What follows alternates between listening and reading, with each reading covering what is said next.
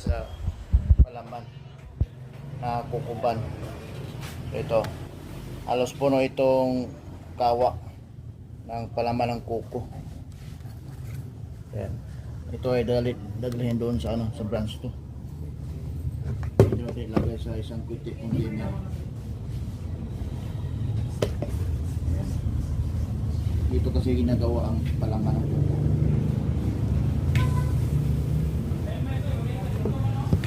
Mabango. So ang gagawin dito, pwede itong kukuban